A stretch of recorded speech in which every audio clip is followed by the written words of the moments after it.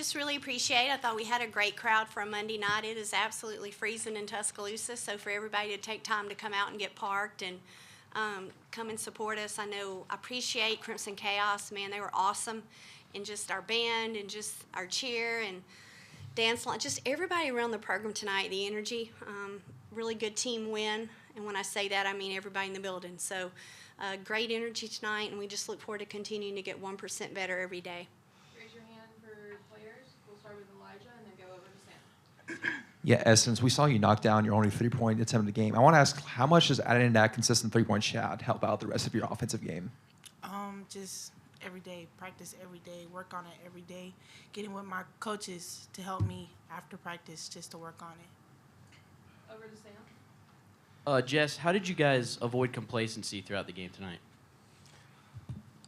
That started with our head coach, our coaching staff. They really harped on our defensive end and just playing with a whole lot of humility and making sure we're playing for each other out there. So I think we're very unselfish, and we honed in on our scout and did what we're supposed to do. But it started with our coaching staff and our head coach, Coach Christie here. Elijah. Yeah, just seeing players like Naomi, Rachel, and Eris score after they had those like season-ending injuries last season, just how good was that to see? Sometimes it makes me emotional because I know how hard they work, and for them just to have the opportunity to go out there and showcase their talent, like someone like Naomi that's been through a lot of adversity. She comes into practice with a lot of energy, and it shows out here on the court. The same with Rachel, and the same with Wise. You know, she's going through an injury right now, but she's been there for our team the entire time. So having teammates like that only pushes us and strives for us to be better teammates and better people overall. Right behind them. And Jess, I know last year you attended the Women Leader in Sports Convention. How has opportunities such as these helped you on and off the court improve your leadership this season? That convention was probably one of the best events I've been to. The University of Alabama has gave me a lot of opportunities to excel off the court, and I think a lot of young girls should look into a school like this that preaches being a woman, being a leader. And Coach Christie is a great example of not only a great leader, but a great mother, a great supporter, a great wife, and someone to have with you. So having people like that you're with every day and having the opportunity to go to events like that only makes me a better person. Any more questions? To the middle, Will. Jess, obviously, you don't need me to tell you this. Coach puts a heavy emphasis on rebounding, and you certainly crashed the boards tonight. And obviously, your position includes a lot of scoring, but how much can that presence there in the paint and in the post complement that? Yeah, it's something I have to improve on, something we have to improve on daily, but just having that grit, that dog mentality to go in there and get an offensive board, a defensive board, just so we can push the tempo, score in transition, and kind of do the things that our coaches harp on. But it's something that we have to continue to get better, especially when it comes to those long stretch games, SEC, and the next opponent we have to play. Any more questions? And Essence, last game after the McNeese, I know you talked about how you have your teammates trusting you to get open as well as them trusting you. How have you seen the team chemistry develop throughout the first 3 games thus far? We have been, chemistry has been amazing. We do everything together. We're just still learning each other. We're still working and just getting each other better and just encouraging each other. Any more questions? Alrighty. Thank you, players. Thank you. Please raise your hand for questions for Coach. We'll get started. In the middle to Will.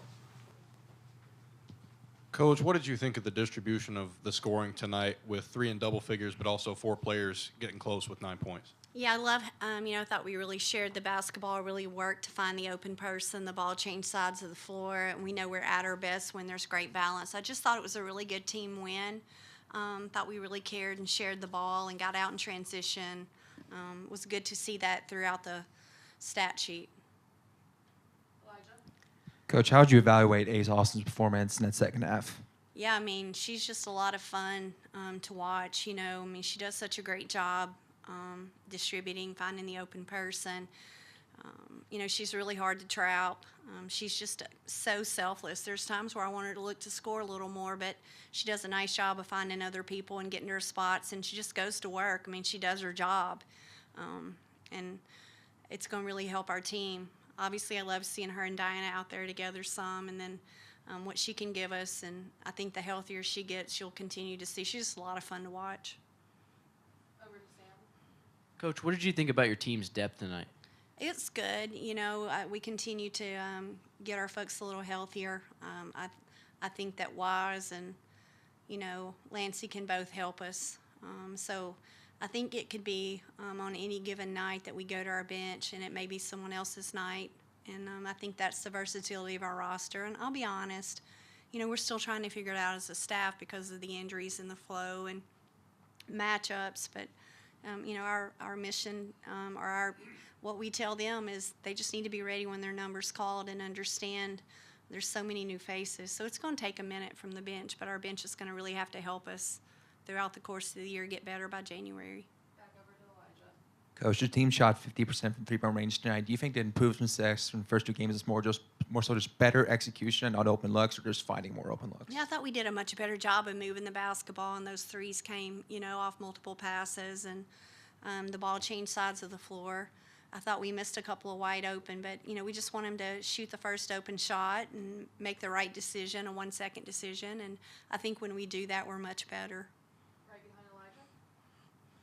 Hey, Coach, how have you seen the communication improve amongst your players throughout these first three games? Well, it's up and down, a little bit around, but I thought tonight that our communication was better. It's something we continuously work on every single day in practice and every drill, and that's just focusing on the next play. What do we need at that moment communication-wise, and again, bringing those habits to every drill that we do, every moment that we have, and continuing to work off the floor. I think they all wish they had a cell phone on the floor, but I'd like to take them and throw them in the river, but I can't. So, learning how to communicate is something that I think is really important, and it's something that a lot of players don't understand the value, whether it's a short shot clock situation, execution, each of our huddles. I mean, we actually have a Mudita Award, and tonight it's going to go to our huddles because I thought our huddle communication was very good. So it's something that we show them and try and teach, and also, brag on them when they're doing it well. So I think we had some great instances tonight